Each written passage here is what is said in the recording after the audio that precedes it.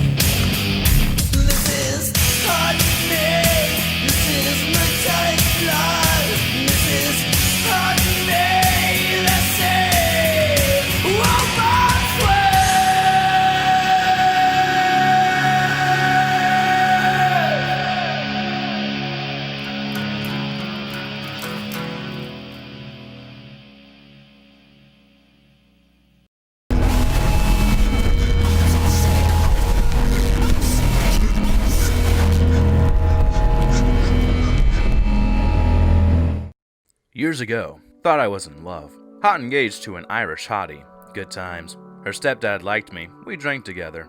They lived in a farming community next to Amish, strangely enough. They owned property, about 80 acres or so. 60% of the property is wooded. Stepdad and I are walking into said woods. He's kinda half drunk, half serious, and he starts going off about how the woods are in his blood. Oh yeah? You related to Woody Woodpecker? Let's call him Appleseed. Appleseed chuckles and says no. He's part Maliseet, a tribe from here in Maine. That's cool. Is that why you don't get sunburned? No. It means I turn into a wolf. Ha, no. I stop in my tracks and grab his shoulders. You can't be that drunk already. I'm not kidding. Let me show you my altar. Oh, being juju. I follow him quite a ways down in the woods. So far that I can't even hear cars, or really much more than some annoying birds. He leads me to a clearing, man-made, and sits at the bend of a river. Rushing water. He stands near the edge and places his hand on a carved stump. Lots of faces carved into it. Birds, wolves, foxes, etc. It's not a totem pole, it's just a tree trunk carved into it. Looks super old. He pats the side of it and asks me to come touch it too. I touch it. Feels like slimy wood. Okay. He shakes his head. Be glad she loves you. You're as mortal as they come, my friend. I shrug. Means I won't be chilling with wood, I guess. He chuckles and we go back to the house for dinner. A few weeks later, I get a call from his wife asking me if I've seen him. No, he's your husband. Don't get smart. He's been missing for too long. I come over with the fiance and we go down into the woods. Blood and guts everywhere. Sheep body parts all over. I stop in the path as we get closer. You two should go back. Oh, you want to go back? They go back up the hill. I grab a branch from the side of the path and hold it like a club. I get closer to where his altars were. No birds. I step into the clearing and I spot the altar he showed me. Caked in blood. Sheep's head resting on top of it. The ground is covered in shreds of his clothing. Appleseed is nowhere to be found. There's a fire going through, in a rock pit that he made, I guess. He's got a piece of stone in the middle that's making the fire green and blue. I can hear a bunch of rustling in the bushes all around me. There's a feeling in me like I should run. My feet stay planted as I hold the branch up, ready to swing. Appleseed steps out from the bushes behind me. I turn and swing. He catches the branch. He's like 53 or something. Whoa! I'm 23 or something. Whoa! Holy! Whoa! He's naked, by the way. Ugh. Appleseed is covered in blood. It's caked underneath his nails. He's got it in his hair. Even his balls have blood on them. He smiles to me. His teeth are bright yellow. Told ya. He says, tugging the branch under my hands like I'm a toddler holding a wiffle bat. I step back from him as he kneels down to pick up his glasses. Why? I had to prove something to you. What the could killing a sheep have to do with proving anything to me? I had to prove that you do not belong in this family. Good point. Bye then. I leaned over and grabbed his shirt. Here, clean your balls off. I basically died on my way up to the hill. I felt him following me the whole way. I didn't look back. I could hear his feet on twigs and branches in the path. He stayed a breath space away from me the whole way. Go back up to the girls. He's just camping. Guy stuff. Better leave him alone. Broke up with fiance. Found out she was cheating on me anyway. Don't go in the woods on a full moon.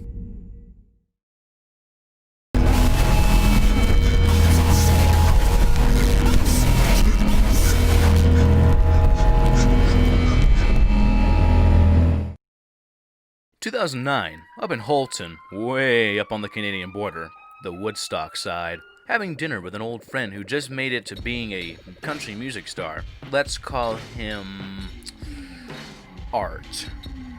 Art and I went to school together when I lived up there ages and ages ago. I left when I was 10 and never looked back. We're outside at a bonfire, talking about oh my good times. Art gets up to get a beer, and one of his friends comes back out with him. Let's call this one Jason. Jason and Art talk about the crazy that they saw when they were loggers over in Jackman.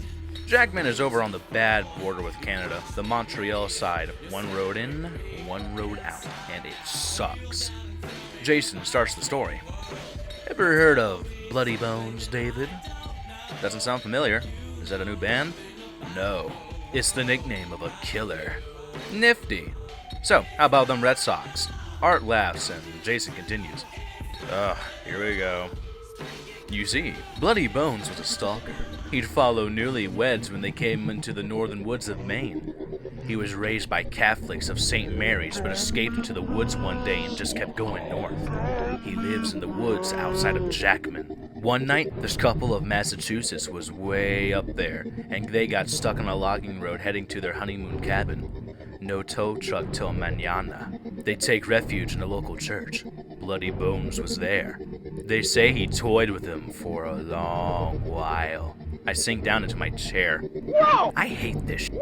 Bloody Bones chased the husband back to the car and then skinned him alive. Art leans into my face. My name's Bloody Bones, and I'm gonna kill you tonight. He found the wife hiding in the woods and chewed her fingers off first. Art leaned in. My name's Bloody Bones, and I'm gonna kill you tonight. Jason continues. He cut her up into small pieces, then sucked the meat right off her fingers. His trademark was to make a necklace out of the finger bones and hang it around their necks. The police found their bodies. Art leaned in, but he took their wedding rings. You can hear him coming when you hear the jingling of all of those wedding rings echoing through the woods up here. My name's Bloody Bones. And yeah, f*** off. I kicked dirt on both of them. Bloody Bones sucks. He's real. We heard jingling in the woods. Yeah, f*** you. Still don't believe him. But it's a thing to think about when you go up north.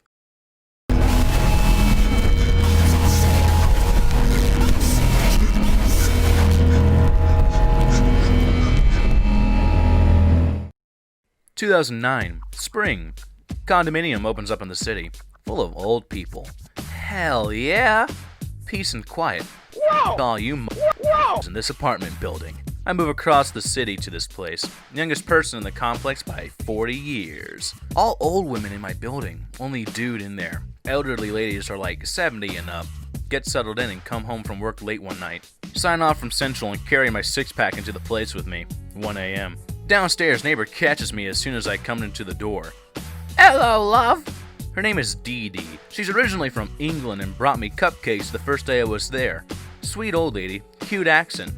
Howdy, miss, I replied in a southern accent. She smiles and leans against our doorway, black tracksuit and wine glass in her hand, half full. Is my TV too loud? Can't even hear it in the hall. No, Dee Dee, it's perfectly fine. Turn it up if you want to.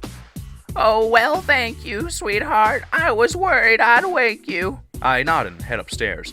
Later that night, I hear moaning coming through the floor.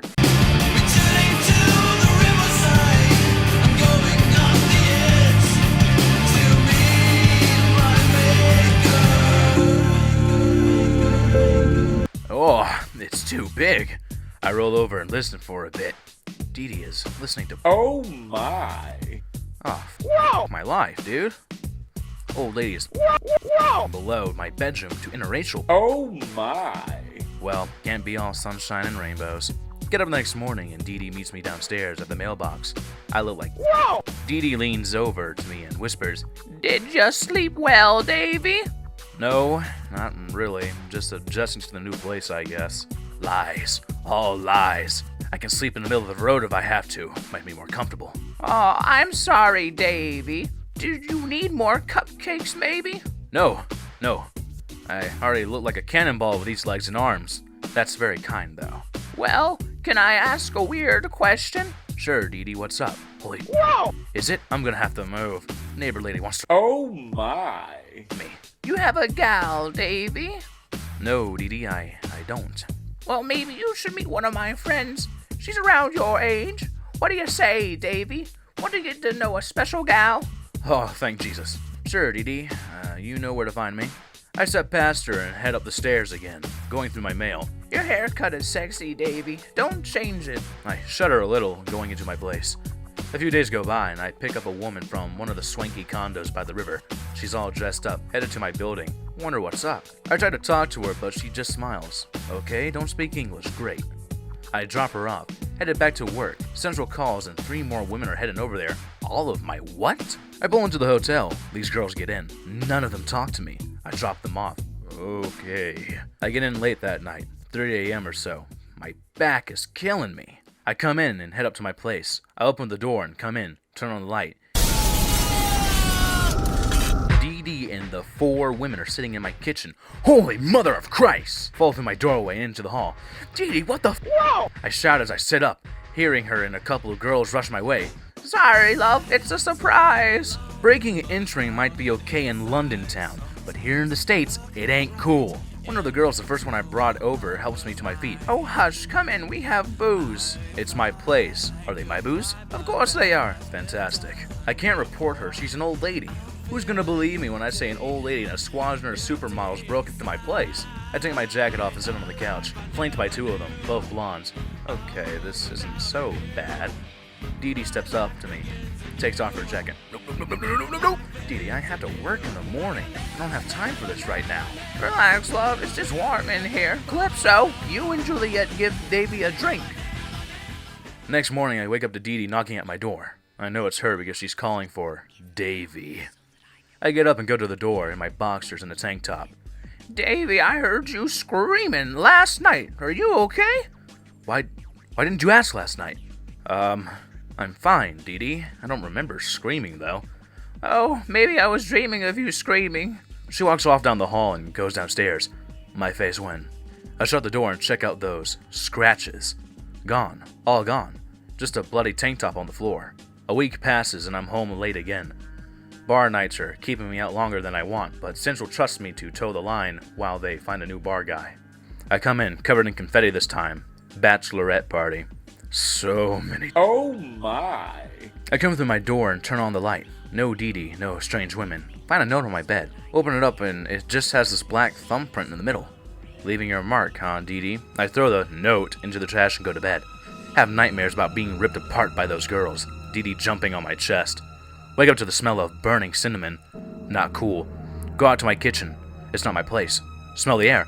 It's coming from the floor. Dee Dee is burning something.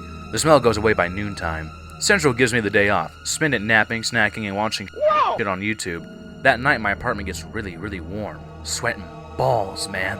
I draw myself a cold bath and fall asleep in the tub. I wake up a few hours later, hanging out of the tub like someone tried to drag me out.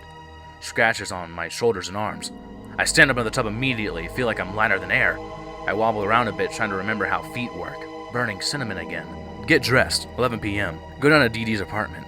Knocking on her door, rustling. Dee Dee comes to the door in just a robe, half tied. Gonna barf. Hey, is everything okay? Yes, David. I keep smelling burning cinnamon through the floor. It's none of your business. She shuts the door in my face and I go about my business. Notice later that the scratches are gone. Get to work late the next day. Central is pissed. I tell him to deal with it and go about my day. Get a call from the landlord that he's renting a hotel room for me for the next few days. Why? Electrical fire in Dee Dee's apartment. Is she okay? She wasn't home. Well, that sucks. I go by and get undies and swim trunks. Hotel has a pool and hot tub. Chillax in the hot tub all night. See Calypso and Juliet check out. One of my company's cabs takes them away. They look freaked out. Needed back at Topia, I guess. Landlord calls. Did Dee Dee tell you she was moving? No. She's gone, David. Oh darn, oh gosh, oh gee. Apartment gets released and I come home. Landlord is in Dee Dee's apartment. Let's call him Gerald. Gerald spots me and calls me in. She's gone, David. Took the carpet with her. Damn. The place looks like no one had ever lived in it. Notice a black thumbprint above her bed. No more scratches or weird dreams. Never hear of or from Dee Dee ever again.